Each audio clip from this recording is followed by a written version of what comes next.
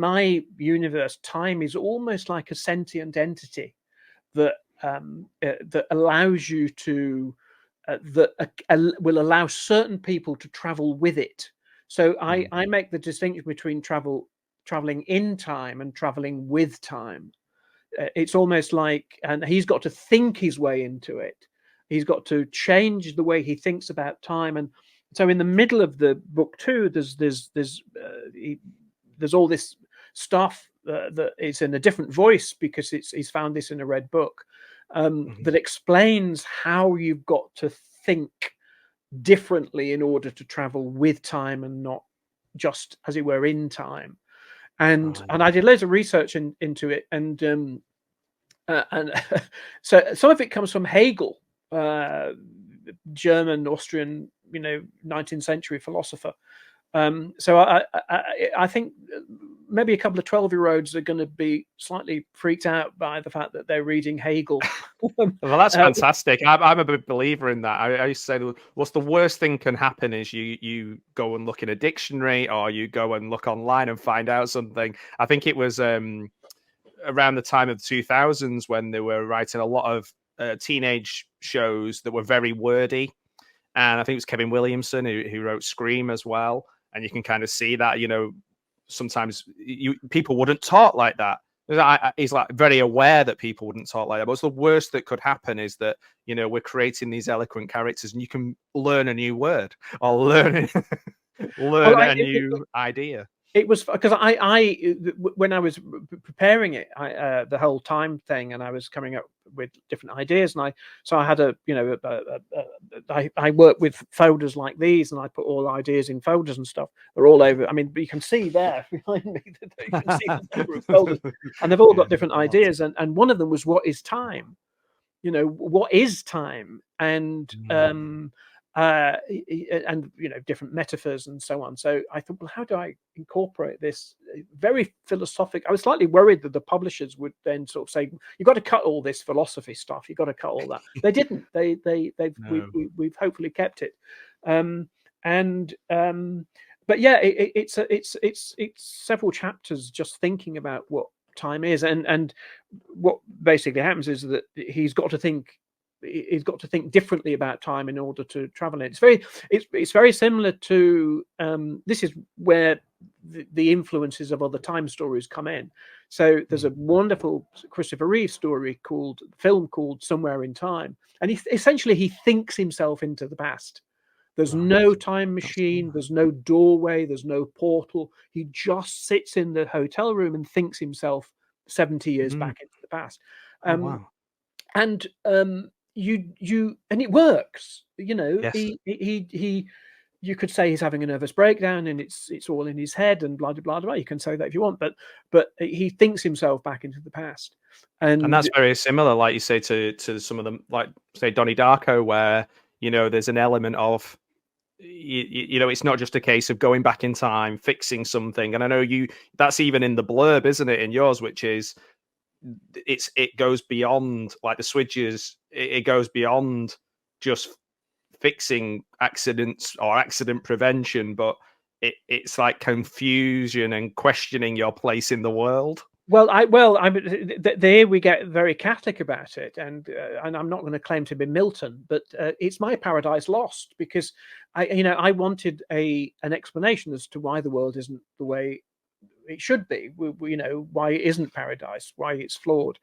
And so I came up with a whole backstory, a sort of mythological backstory for Swidgers, which is hinted at in book one, but it's clearer in book two, and that is that at the moment of creation, time, space, matter were put out of joint by an evil force, and what the evil force did was just slightly skewer time in the wrong direction, which is why everything goes wrong, which is why we miss appointments, which is why we the timings, the timing was all wrong, and the Swidgers are there to put it slightly correct that. But it's my way of sort of saying, this is why the universe isn't a perfect universe, not God particularly, but this force that basically didn't want life. So he said, if you're going to have life, I'm going to screw it up for life by messing around with time. So that Right. that is the origin of. So they talk about this in Marvel and so an origin story. Because people, yeah, certainly people wouldn't like. Sometimes people shy away from. I think we talked about it a little bit before when we say maybe Lord of the Rings, things like fantasy. But like, there's so many different directions to go in.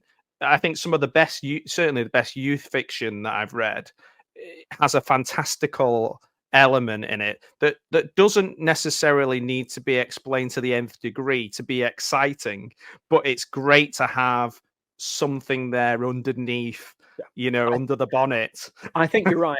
And that took a long time. So the original idea for Swidgers came because a roof. You read the book, so a roof tile fell, and it nearly killed me. But I missed it because I was, as it were, about 20 seconds away from being killed. The roof tile fell, and I sort of then imagined that there was somebody who prevented me from doing that by talking to me, and therefore I missed the roof tile falling.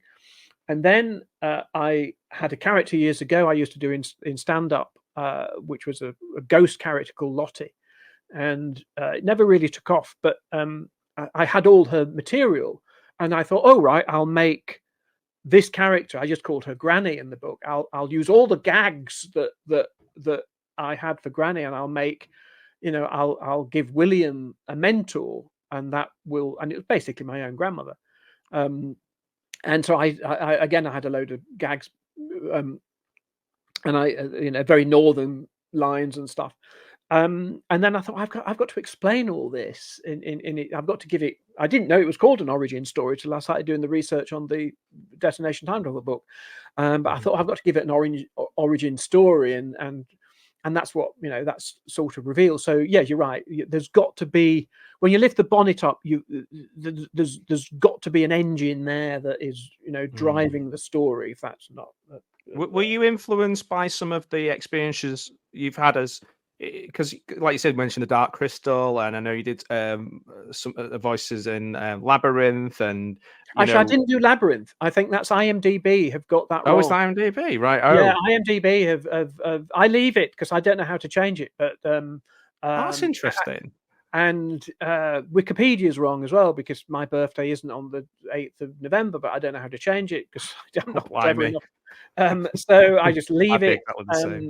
So it's a nice credit to have if IMDb want to give me the credit. Yeah, because maybe sometimes I strangely enough, I think people sometimes conflate Dark Crystal and Labyrinth. I don't know why, because of the Henson link. Well, I worked with Louise Gold, and Louise said to me, she said, would you be happy to come and do stuff on Dark Crystal? It'll only be, puppeteery, cable eyes and stuff. I said, yeah, sure. And I loved it because I knew everybody, what happened was that the Star Wars #3 was being made at the same time, and a lot of puppeteers went on to work on Star Wars. So Dark Crystal was suddenly, desperate for puppeteers. And I got this call at 10 o'clock one morning. They said, it's Dark Crystal here. Can you come in? I said, what, tomorrow, next week? No, now. Okay. Now. So I drove over to the studios, and I arrived. They said, can you get here by 10 to 11? I said, right, if I'd go. So I did. I got there. And they said, right, can you come in tomorrow? And then tomorrow, and then, I stayed. But but I've always been drawn to non-naturalistic stories. So time travel stuff, ghosts, supernaturally. And the reason I think there's an interesting way to say something about life through those stories that you can't say in real stories. That is to say, stories about the real life. And actually, Stephen, again, showing off Stephen King's book rather than my own, but he talks about that. Don't worry, I'll show your book. It's fine. I'll wave your book it's fine.